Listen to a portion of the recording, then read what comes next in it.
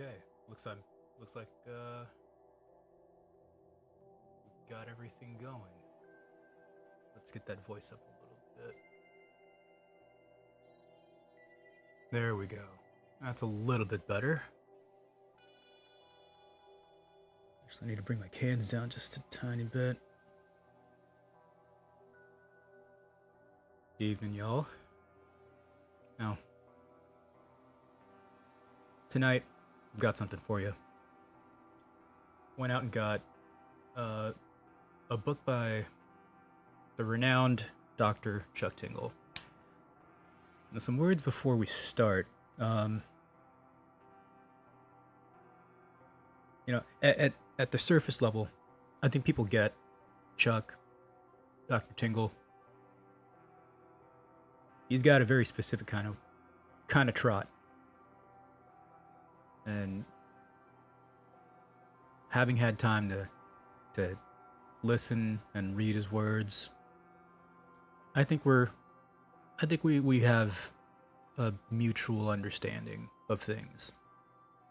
As very neurodivergent people, I think Chuck's got himself quite a good trot, and I never fail to be proud of what he does, because he's outspokenly very weird. And he refuses to hide his weird. Whereas me, I've perfected becoming an infiltrator. Somebody who can pass for just about anybody, just about anywhere. I mean, that's how I got into Six Flags. I just kind of walked in.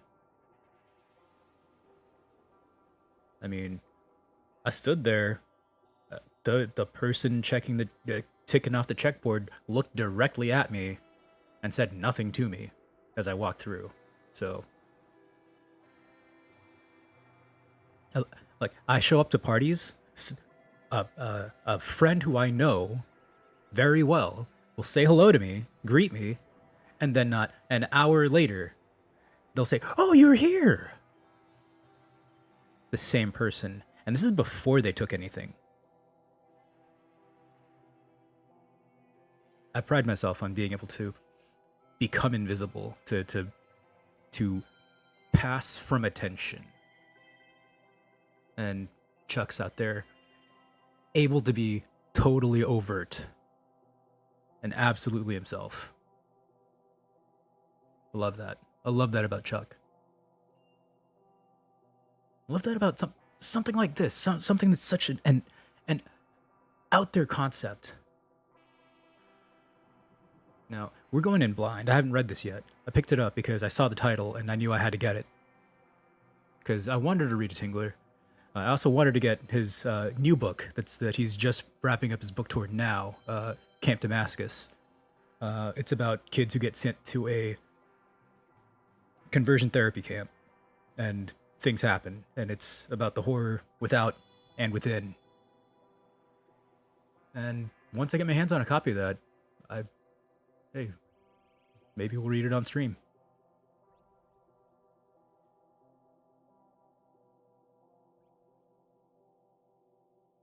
Let me check on something real quick, make sure this is set up correctly. We should be good there. The only thing I'm missing is an engineer. Really could use somebody to watch the board for me, make sure the levels are good. But this sip is run solo. So, a toast.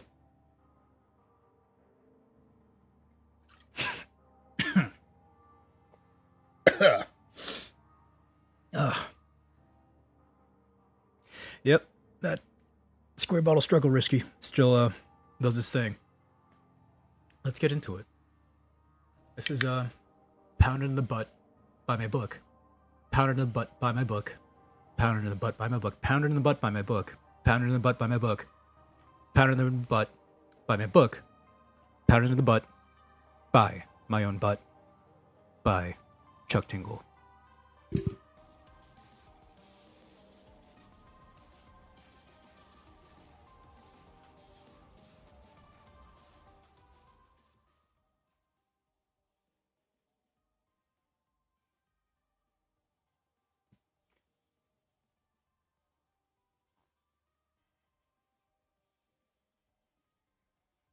I open my eyes, slowly, confused and disoriented as I wonder where I am and how I got here.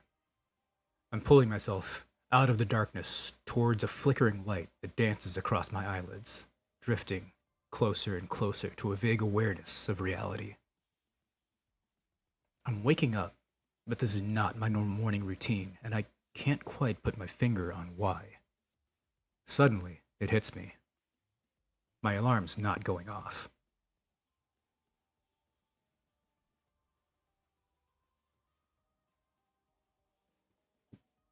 Hold up. This is not doing its thing correctly now. Cool, and my line spacing is all jacked up.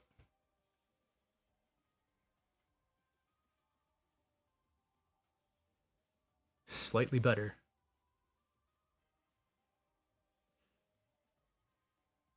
Back myself up the line.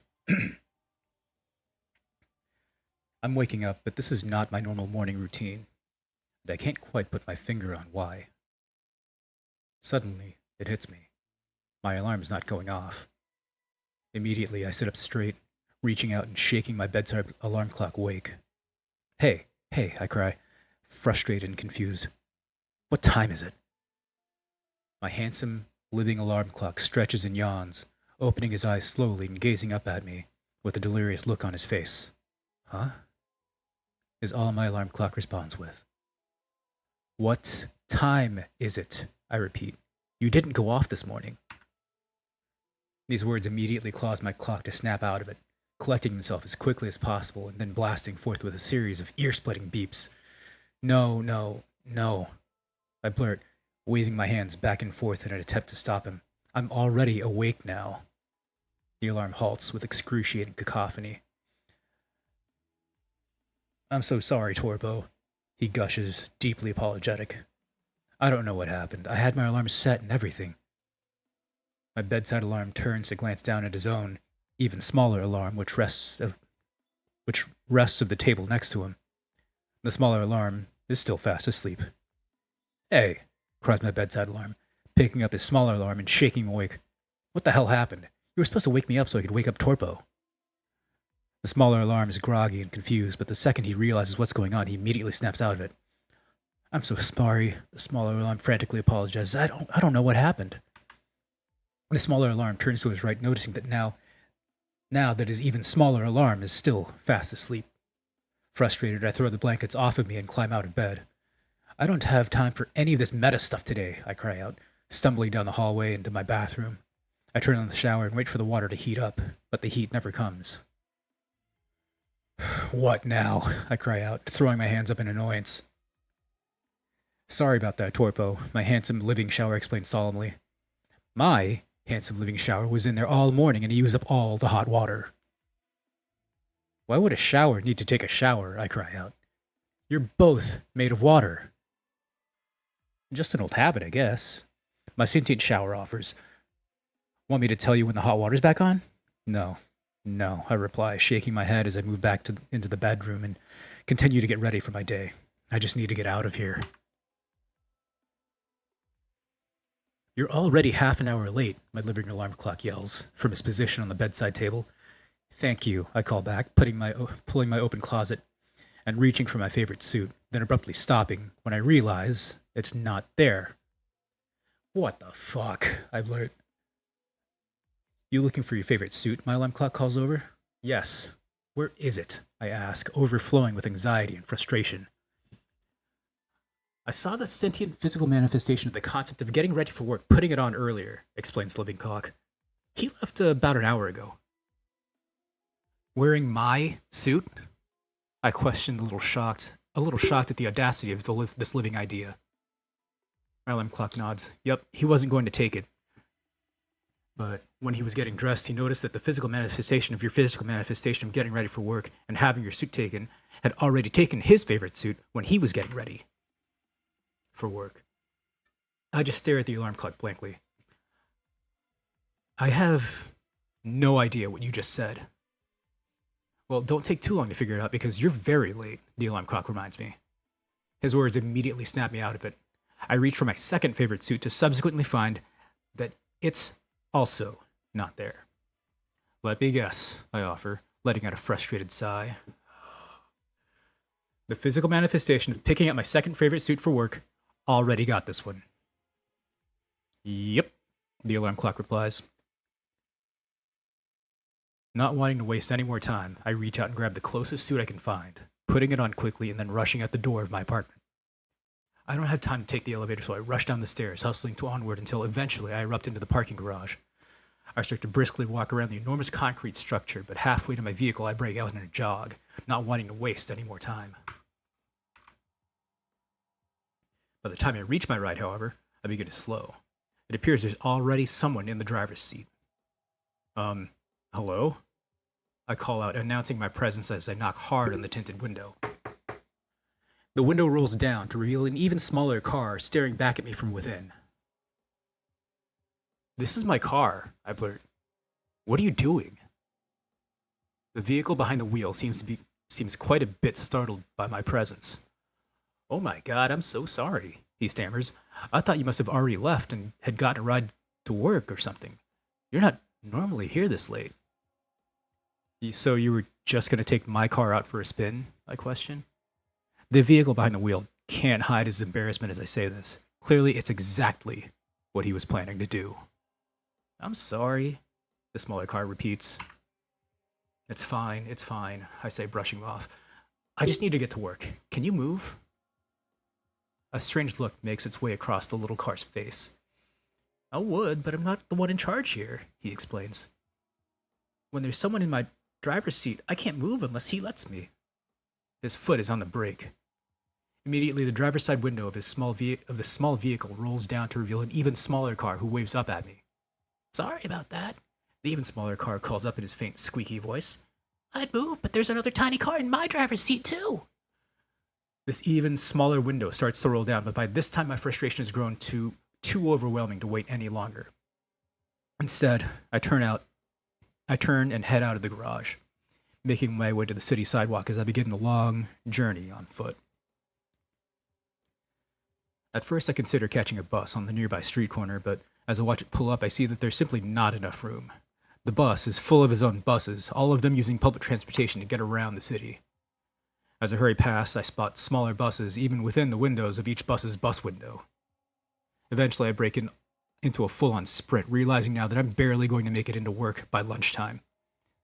I've already been skating on thin ice lately, and it strikes me as a major possibility that I might be fired for this outrageous tardiness. I could attempt to explain myself, but I doubt my excuses will make any sense to my boss. They hardly make any sense to me. My body begins to ache as my feet pound the pavement and sweat begins to form on my forehead. But I still continue onward. I push myself to keep the pace. I can't afford to lose this job, and if there's anything I can do to convince my boss, Mr. Rental, to let me stay on, I have to try. It seems like forever, but eventually my office comes into view. I hurry through the front door and up the elevator, spilling out into my floor and loudly announcing my presence to the rows and rows of occupied cubicles. "I'm here," I cry out. "I'm here." Everyone stops what they're doing and looks up at me, utterly silent. I realize suddenly just how crazy I must look, wild-eyed, delirious, and covered in sweat as I wave my arms frantically in the air. "Mr. Rental wants to see you in his office," one of my coworkers finally calls out. Breaking through the silence, I already guessed as much. Without another word, I begin the long walk towards Mr. Rental's office, shamefully passing by the rows and rows of cubicles until finally I arrive at a closed door. I knock. "Come on in," Mr. Rental calls. I open the door and step inside, closing it behind me, before taking a seat on the chair across from my boss. Mr. Rental just stares at me for a moment, less anger in his eyes than I expected, but plenty more disdain. "You're pretty late," my boss finally offers.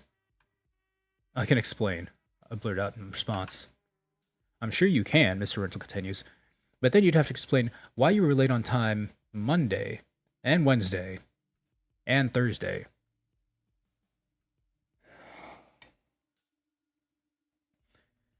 I let a long sigh, defeated. "I'm sorry," I finally say. "I really am. It's just that everything's gotten so meta.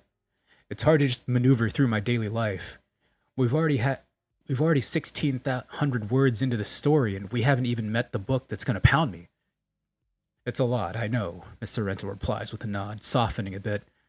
And you saying that isn't going to make this any easier. What do you mean? I question. My boss looks past me and loudly calls out to a figure behind the door. You can come in now. The next thing I know, the office door is opening once more, and steps in a swirling cascade of job-related objects, a tornado of flashing images that depict my duties here at work. Tropo, meet the sentient physical manifestation of your job, offers my boss. Job, meet yourself. The swirling mass extends a hand towards me, which I begrudgingly shake. It's really nice to meet you, explains my living job. I'm a big fan of your work here, and not in some kind of self-congratulatory way. I'm gonna need you to spend the rest of the day getting your job up to speed on your job, my boss explains to me.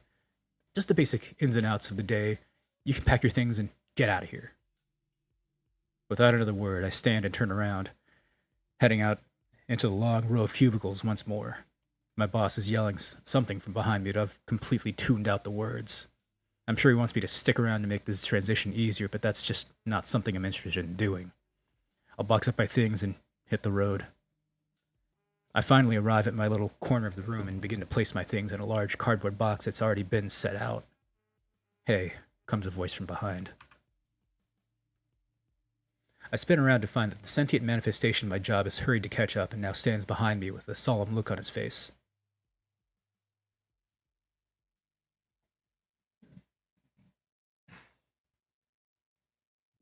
I really don't mean to fuck you over like this, he explains. I got hired here and I just couldn't turn it down. Times are tough, you know.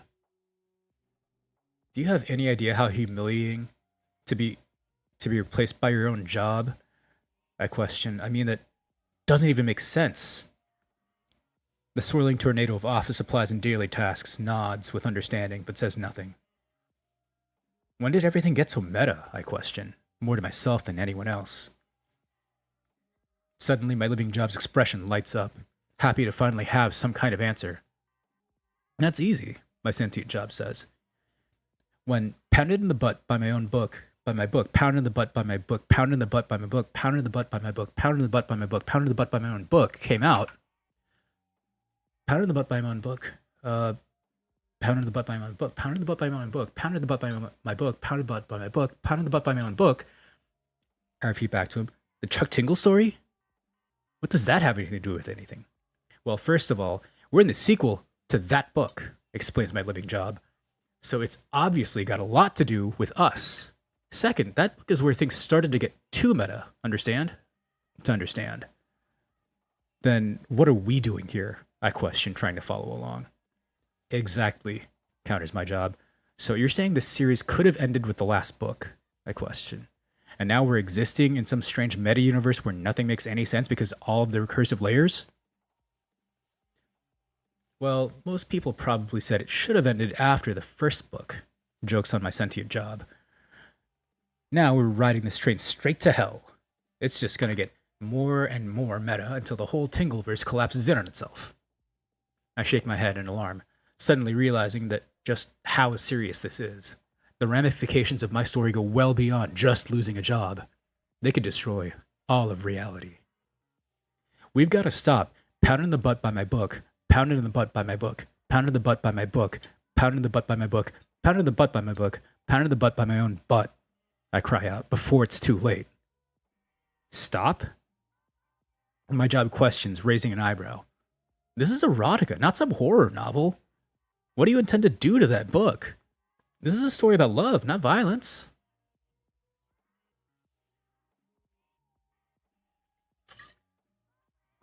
He's right, and I know it.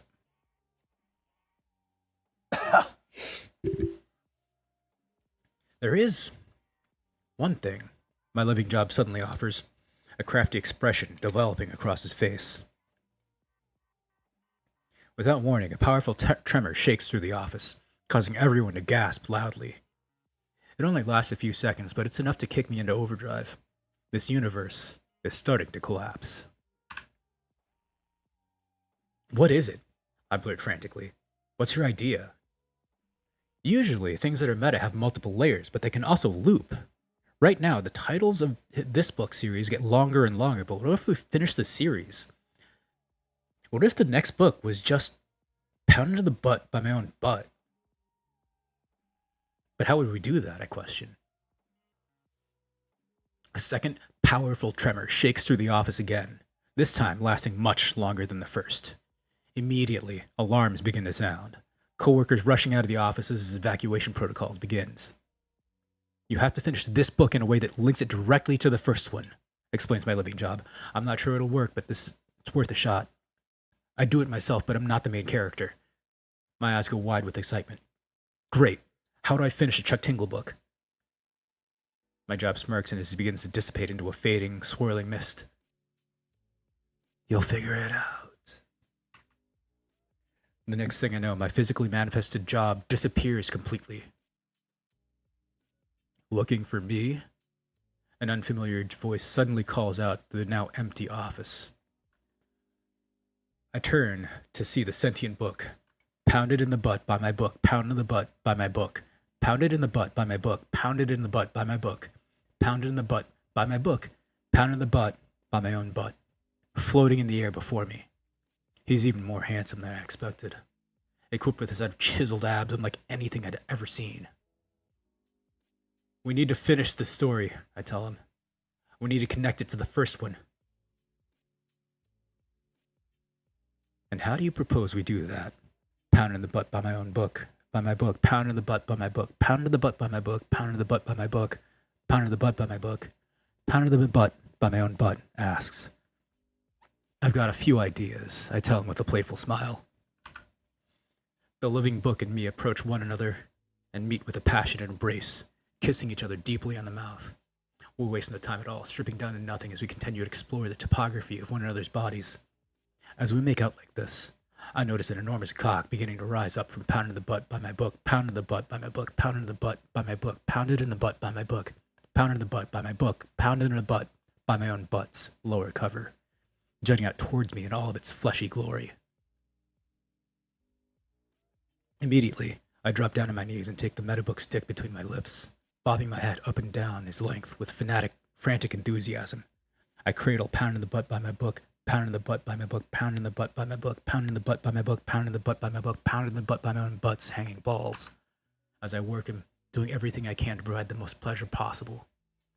The sentient collection of words clearly enjoys this, but he has absolutely no idea what's coming next. I need another drink. Another piece of mango.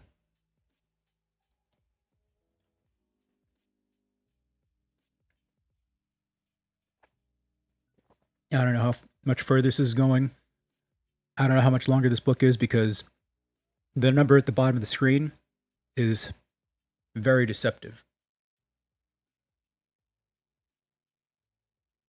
Because its total number is 780 and we're at location 170. I don't know what the fuck Kindle is doing, but it's doing something.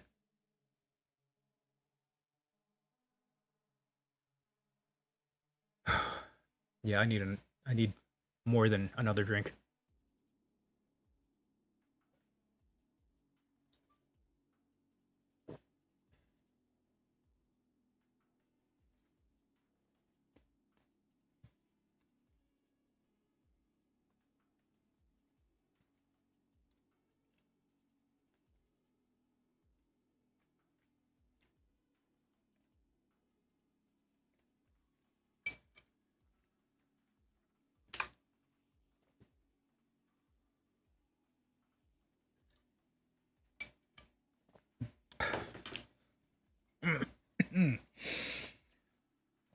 Oh, I'm down to less than 2 fingers of whiskey in this bottle.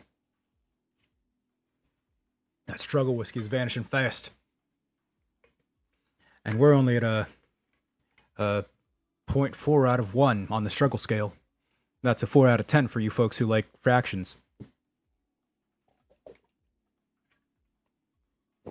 Perhaps an 8 over 20 if you like non-compounded or non-simplified fractions. Let's go back 2 lines and okay.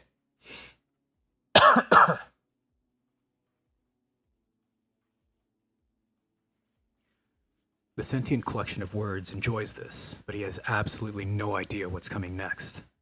Soon enough, I'm popping the book's cock out of my mouth and licking him from the base to the tip, slowly dragging my tongue across his enormous rod until I reach his swollen head, which I clisp playfully. Next, I open wide and swallow the sentient book's dick once more, only this time I don't bob up and down. Instead, I push my face farther and farther across, pounding the butt by my book, pounding the butt by my book, pounding the butt by my book, pounded in the butt by my book, pounding the butt by my book, pounding the butt by my own butt's rod, allowing his length well past the expected limits of my gag reflex. Soon enough, my face is pressed hard against the living book's incredibly toned body. Pounded in the butt by my book, pounded in the butt by my book, pounded in the butt by my book, pounded in the butt by my book, pounded in the butt by my book, pounded in the butt by my own butt, places his hands against the back of my head and holds me there for a moment, savoring his position of oral dominance while I submit myself to him completely. I stay like this for as long as I can possibly muster, then finally pull back in a frantic gasp once I run out of air. Spit dangles from my lips in a long, glistening strand as I gaze up at the book with belligerent, cock-drunk eyes. I need you to fuck me, I demand. I need you to pound this tight ass like the fate of the universe depends on it. I turn around and fall forward onto my hands and knees, popping my toned rump out behind me at the handsome collection of words. Pounding the butt by my book, pounding the butt by my book, pounding the butt by my book, pounding the butt by my book, pounding the butt by my book, pounding the butt by my own butt, immediately climbs down into the position behind me, aligning his enormous cock with my tightly puckered back door, and then sliding deep with one long, powerful thrust. Oh my fucking god, I cry out as the book's gigantic dick slides into my body, stretching my butthole completely taut. Pounding the butt by my book, pounding the butt by my book, pounding the butt by my book, pounding the butt by my book, pounding the butt by my book, pounding the butt by my own butt's size is absolutely enormous, larger than any cock I've ever experienced. While I'd had little trouble taking him between my lips, deep inside my butthole is another story entirely, and I'm quickly flooded with a sensation of potent discomfort. Fortunately, the living book is a seasoned lover, taking his time with my body and allowing me to adjust to his incredible girth. He begins to move in and out of my ass, slowly at first, then gradually gaining speed as I start to loosen up. Soon enough, the discomfort is melted away completely, replaced by a powerful sensation of fullness and warmth. Oh my god, that feels so fucking good. I groan as my eyes rolling back into my head. Fuck me harder. Pounding the butt by my book, pounding the butt by my book, pounding the butt by my book, pounding the butt by my book, pounding the butt by my book, pounding the butt by my own butt, begins to pick up the pace. And soon enough, the two of us have fallen into a confident rhythm together, our bodies rocking in perfect sync as they're flooded with sensation.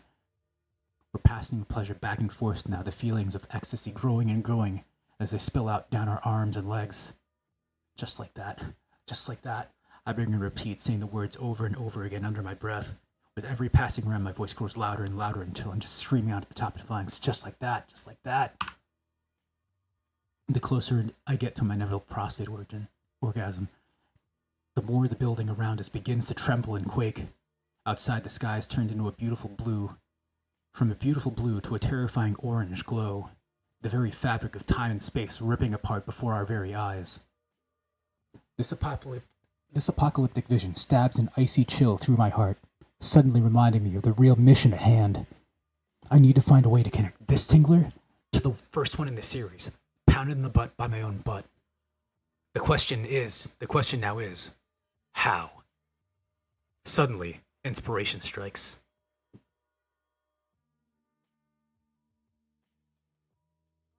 Stretching out as far as I can, I reach toward the desk next to me, frantically struggling to grab a hold of a pen and paper. Unfortunately, any writing utensils were just out of reach from this position. Can you grab something to write with? I call back to pounding the butt by my book, pounding the butt by my book, pounding the butt by my book, pounding the butt by my book, pounding the butt by my book, pounding the butt by my own butt, as he continues to rail me from behind. Dust and debris toppling down from the ceiling all around us.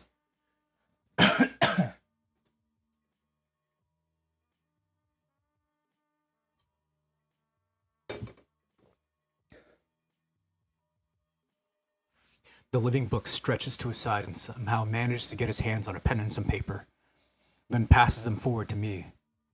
Better hurry, the sentient collection of words calls out. We're both about to come and this book is about to end. If you want to close the loop, then now's your chance. As a powerful orgasm looms, I place the blank papers on the floor before me, popping the cap off my pen and immediately starting to scribble. From the corner of my eye, I can see the brilliant orange skies rapidly transforming into an endless, indescribable nothingness. It's the blank page, the end of the story. I begin to write, my pen scribbling frantically as a powerful climax erupts through my body. Behind me, I can hear the handsome living book letting out a howl of ecstasy, simultaneously blowing a load up my ass. Where does the miracle of science and magic begin? I stammer aloud as I scrawl the opening words and pound in the butt by my own butt. My entire being is overwhelmed with pleasure. Some people would say, never, that magic is nothing more than something we can't quite understand yet, but eventually will. Just because a force seems mysterious and exotic doesn't mean it can't be quantified later on. With only one sentence left, pound in the butt by my book, pound in the butt by my book, pound in the butt by my book, pounded in the butt by my book, pound in the butt by my book, pound in the butt by my own butt, ends. And pound in the butt by my own butt begins.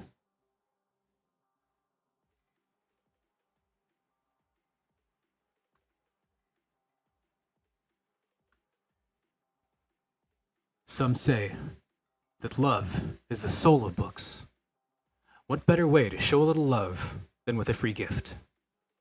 Here to tingle you to the core is a bonus story for your reading pleasure. Pounded in the butt by my own butt. Where does the miracle of science and magic begin? Some people would say never. The magic is nothing more than something we can't quite understand yet, but eventually will. Just because the force seems mysterious and exotic doesn't mean that it can't be quantified later on. As a young researcher, I haven't been around in my field long enough to see any of these enormous changes take place, but I like to remind myself about the things in the present that must have seemed like magic to those in the past. Electricity alone could have been framed in another way decades ago, considered a result of hours upon hours of careful black magic. Of course, I know better. Magic isn't real, nor the various mystical trappings that come along with it. Love at first sight, or luck, just to name a few. I'm a staunch skeptic, as anyone else with my job, a research assistant at Rubble Biological Labs, should be. But even a hardline skeptic like me can't help but feel a little twinge of magic in the air when they first hear the news about Huntertuck Island. The now private island was recently purchased by a rather eccentric billionaire who immediately went to work doing clone research and creating several living copies of himself. At first, the news of the small island colony was met by various scoffs of doubt, but as time went on and evidence was presented, the findings were quickly regarded as scientific truth. Of course, there are a whole slew of ethical arguments to be addressed here, especially because the clones were not exact replicas, but rather mutants of the original sample, biologically programmed to be less intelligent worker drones. And these drones were then used to build entirely new infrastructures on the island. I was ecstatic. Finally, the first massive shift in biology, and I'm poised on the front lines of progress. But once the breakthroughs on Huntertuck Island became regarded as scientific fact, the ability to recreate such incredible results was quickly locked up tight. I can't blame them. After all, once the ability to create these wonder drone clones, these worker drone clones, the business potential is almost unlimited. The entire industry would be a gold mine, refining the entire world's economy. Of course, the government was quick to step in and put a stop to all of this. Regardless of what a league of worker drone clones could do for progress, there were just too many people getting worked up about the human rights of such mindless creatures. Maybe they had a point. Maybe not. But it was an absolutely fascinating new discovery, nonetheless. Here at Rubble Biological Labs, we've taken a balanced approach to moving forward. We've used the early results from Huntertuck Island to create the basis of our experiments, but started over completely with the rest of the research. To describe it another way, we've taken a photo of their finished puzzle, and now we're working hard to put all the pieces back into the right place. Thanks to a massive loophole, all of our research is perfectly legal, so long as we don't use any exact copies of the Huntertuck method. And as long as we aren't hiring any outside test subjects, the only people that we're allowed to test on are ourselves. As intimidating as it could be to have a potential clone running around out there in the world, it's really not that hard to volunteer for experimentation because, to this day, none of the experiments have yielded any living results. That is until today.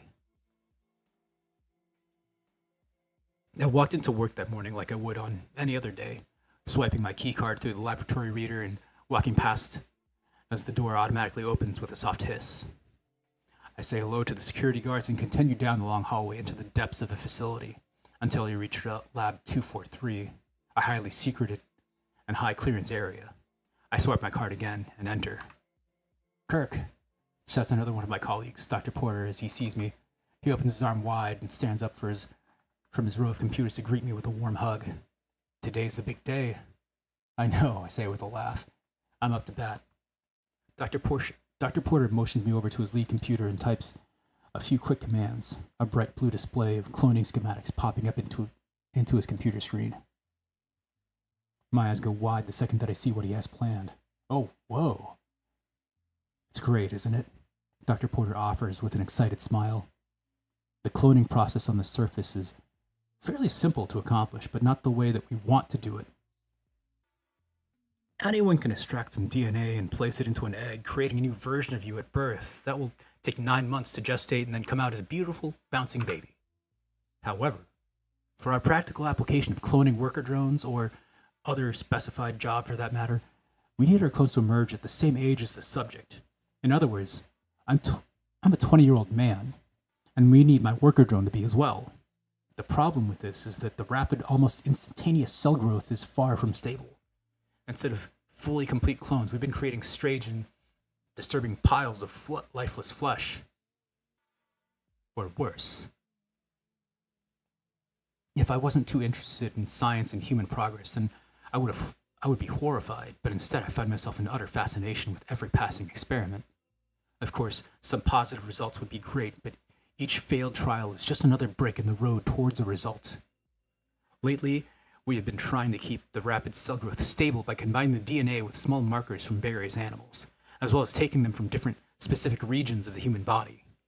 Today's trial, which I've been randomly selected for as the subject, is going to take the DNA from my brain, my ass, and a hawk. What a combination, I say out loud with a laugh. Dr. Porter shrugs. "Last time I was in there, we tried my arm, my lung, and a catfish." "And?" I question curiously. "We got a very creepy balloon type thing flopping around." Dr. Porter shrugs. "I had to put it down immediately." When I hear stuff like that, it makes me slightly nervous about the way that we've started playing God here at Rebel Laboratories. On one hand, I really do understand the history-making application of what we have going here. But on the other, it can be a little unsettling sometimes. I leave and meet with our resident nurses for some time, who take all of the required samples from my body, while Dr. Porter prepares the hawk. 6 hours later, we meet back in the lab. "How's it looking?" I ask Dr. Porter. "Good, very good," he nods. "The DNA has been synthesized and we're already inside the egg." I look out through the large glass window before us that stares into a sterilized chamber, completely white and almost entirely empty, other than a table, a large synthetic egg, and some injection equipment. "It's already in?" I ask excitedly. "For how long?" 10 minutes, Dr. Porter says. "Should be ready to come out any minute now." Normally, the gestation period takes no longer than 10 minutes, so if we don't see any results soon, our chances of success go down drastically. I lean forward, peering into the chamber with rapt attention. I'm used to failure by now, but that doesn't mean that moments like this are any less tense. Seconds turn into minutes, and soon Dr. Porter and I are relaxed, talking to one another about the next genetic combination we're going to try. It's over. The fact that there was no result at all was probably because of the brain cells, says Dr. Porter. It's just too delicate of an organ. We never get what we were looking for when we add that to the cocktail. I don't know, I start. I think that the brain is our only chance. We need to look at whatever's happening in the bird DNA. Other birds have had great results, but the hawk is just not happening for some reason. Dr. Porter is about to refute my statement and gets his mouth halfway open before suddenly there's a loud slam against the glass behind us. Dr. Porter and I jump in surprise, immediately looking up to find a rather large, winged butt hovering in the air just inside of the glass. "Hey there," says the butt. "You think you could let me out of here? I'm freezing my ass off." The rump chuckles to himself. My partner and I exchange glances of excitement. Of course," Dr. Porter says, running over to the containment chamber and opening it up. "Welcome." The flying butt flaps its way inside and then lands on the desk in front of us. "Hello." God damn, what a fucking classic. Yes. This is very good. Okay. Looking at location, we're at 302 out of 780, which means we must be going into Pounding the Butt by My Book, Pounding the Butt by My Butt after this, right? It's got to be. Because the marker's at 54%, and I think 20% of the book is like, hey, look at Chuck's other Tinglers, which there are hundreds of. Hundreds. So many of them. We've also got some dropped frames.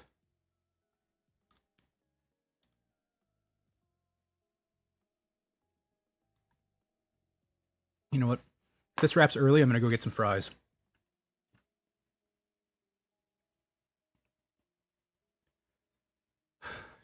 And one more for honor.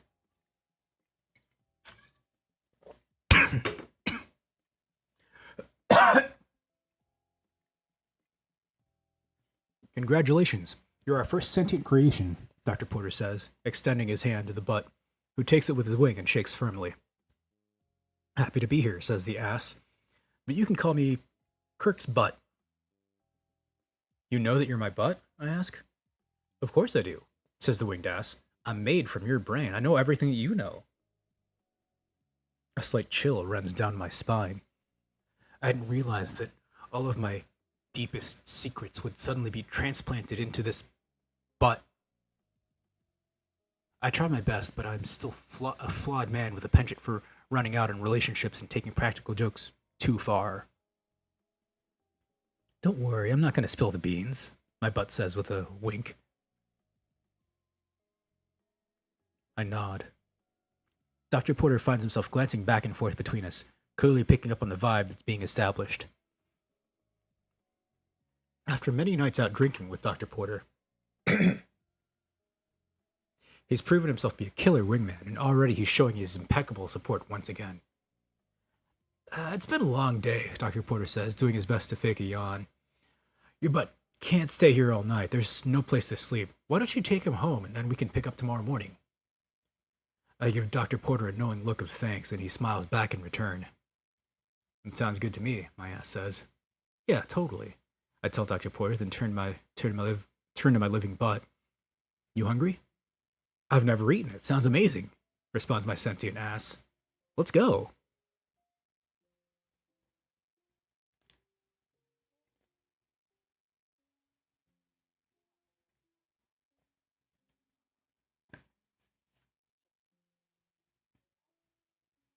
I can't drink this much whiskey without hydrating.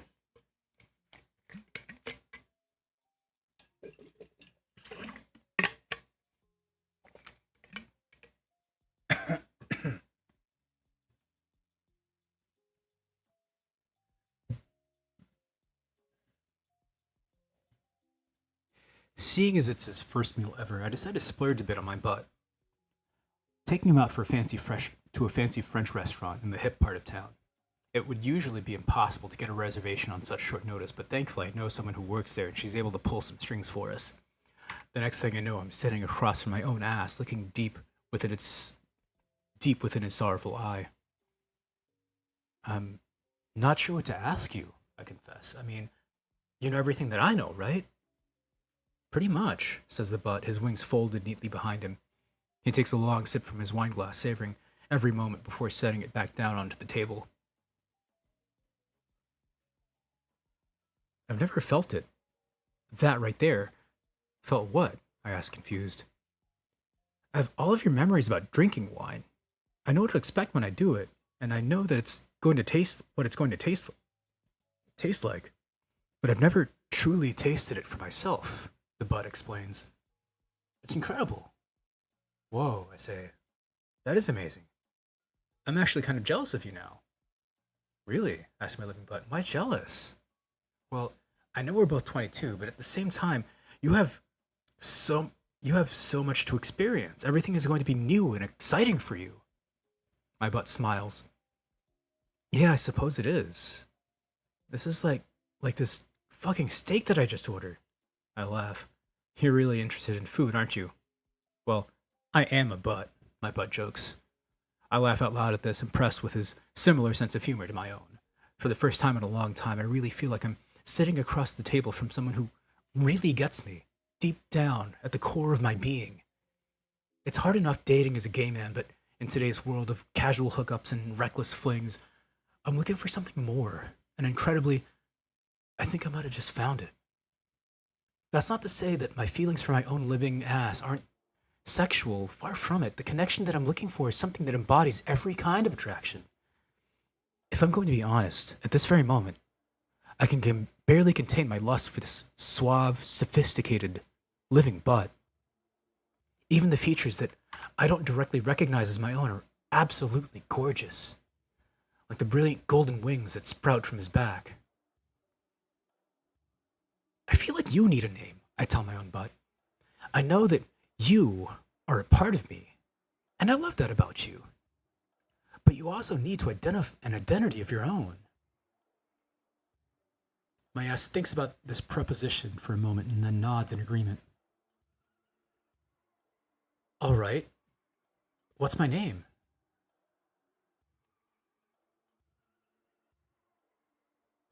How about Portork? I offered. That's a pretty sexy name. Portork.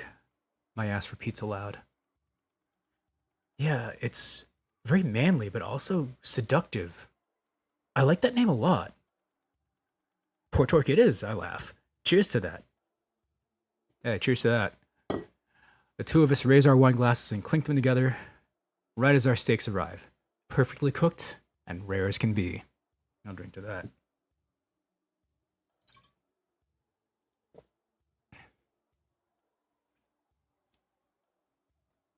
I watch as Portork slices off a thin, tender strip of meat and then chews it, happily, swallowing with complete satisfaction. And, I ask, what do you think? My winged ass smiles. It's incredible. Suddenly, I find myself overwhelmed with lust for this incredible butt. I know that this is only the first night we've known each other, but I also know that the feelings I have for this ass are not just some passing phase. This is as real as it gets. And if I don't say something now, I will regret it for the rest of my life. Is there anything else you've wanted to experience? I've asked Portork. My living butt immediately picks up on the weight of my words, eyeing me suspiciously. Yeah, of course, he says. Anything that I can help you with? I questioned, continuing to lead him along. I can immediately tell that Portork understands what I'm asking of him, reading between the lines with expert precision. The butt hesitates for a moment, and finally offers. I'd like to try anal. I think I can help you with that, I tell him with a sly grin. The second that we get back to my apartment, all bets are off. Portork and me stumble through the door, kissing frantically while we make our way towards the bedroom. The second that we get inside, I push my living ass down on the bed and watch as he spreads his majestic wings out behind him. For a living butt, his physique is quite impressive, and I laugh out loud when I realize that I'm only complimenting myself. As I lean in towards Portork, I see a massive cock beginning to grow out of the front of his body, stretching upward until it becomes a fully engorged shaft. Impressive, I tell the flying butt. Hey, I got it from you, Portork says with a wink. Seconds later, I open wide and engulf his massive rod in my mouth, taking his shaft down as far as I can before pulling back. I do this movement again, and then again until I eventually find myself bobbing up and down in his length with a confident rhythm. My living butt is clearly enjoying himself, groaning loudly as he pushes back into the bed and stretches his wings. Oh my god, says Portork. That's so fucking good. I pull the butt's cock out of my mouth just long enough to tell him, just wait, and then swallow his shaft completely, pushing down as far as I can.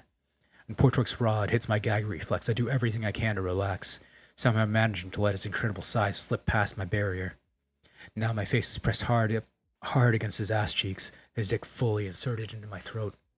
Portork pulls his wings against the back of my head and keeps me there for a while, enjoying the control that he has over me. My throat is stuffed completely, no sound and no air. But just when I'm about to start worrying, my ass lets me up with a huge gasp of air.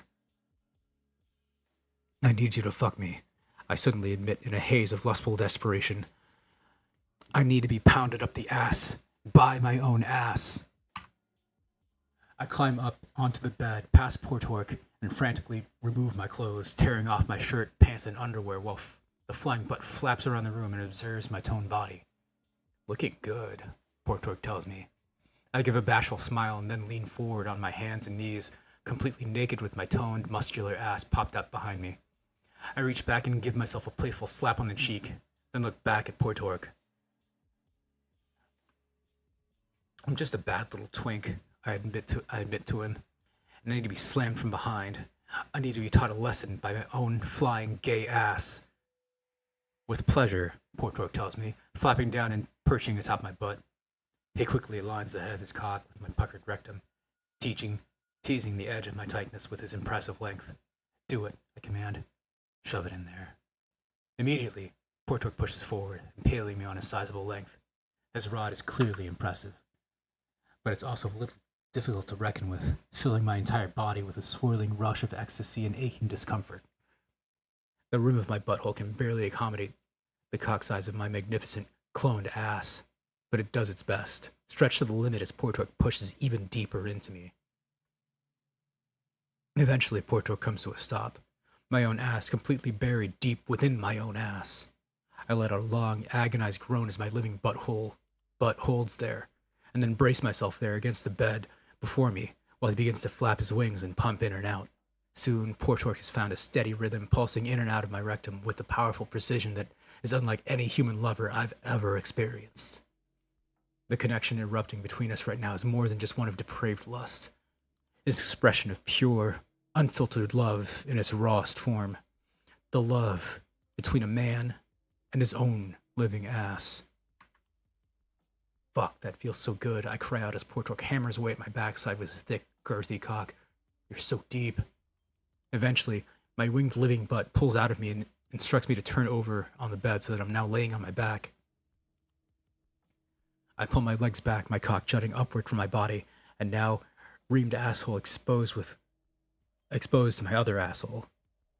Portork flutters into position and then inserts his rod yet again, picking up where he left off, as the disembodied butt continues to rail away at me. As Portork plows my hole from the front, I reach down and start to beat off my cock frantically, the sensation immediately almost too much to bear.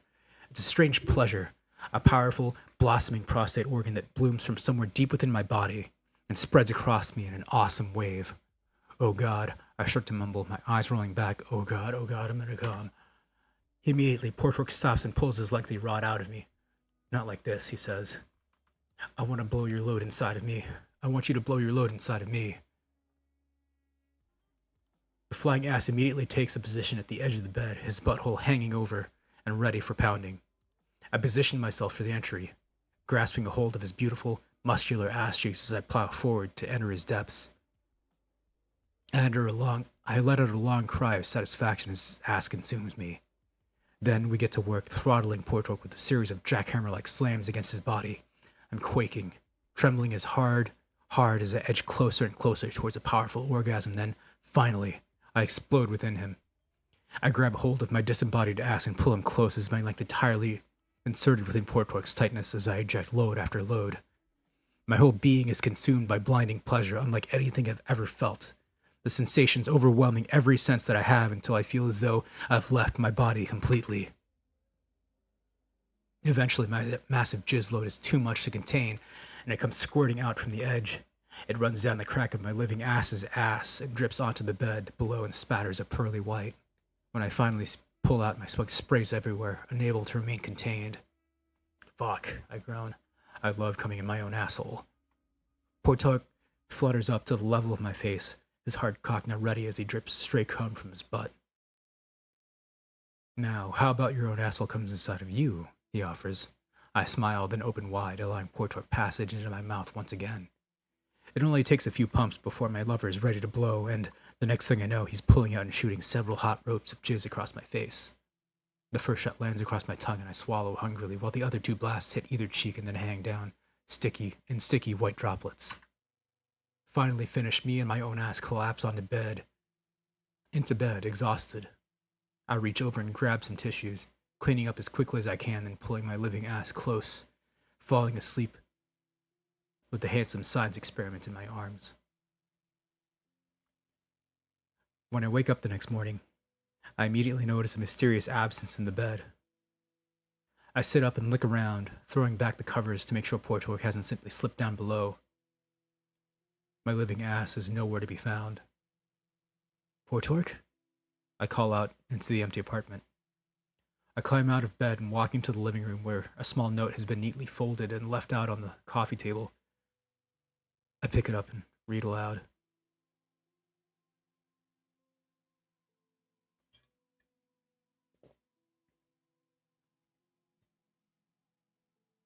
Kirk, thank you so much for the wonderful night. I really appreciate you sharing so many new and exciting experiences with me. Unfortunately, despite the love that we share for one another, I must go now.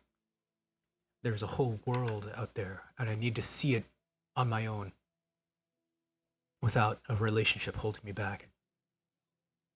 Tears were welling up in my eyes now.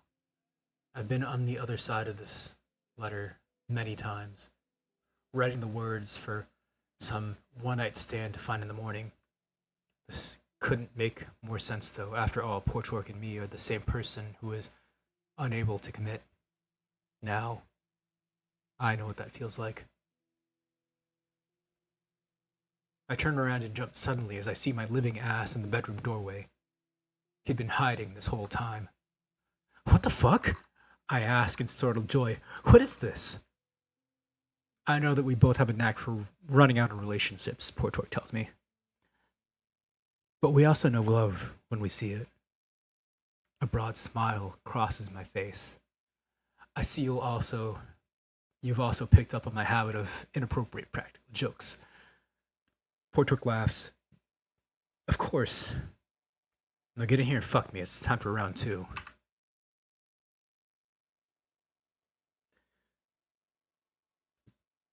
And that...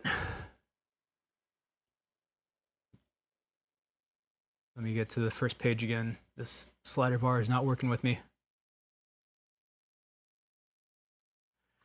And that was Pound in the Butt by my book. Pound in the Butt by my book. Pounded in the Butt by my book. Pounded in the Butt by my book. Pounded in the Butt by my book. Pounded in the Butt by my book. Pounded in the Butt by my own butt. And also, Pounded in the Butt by my own butt.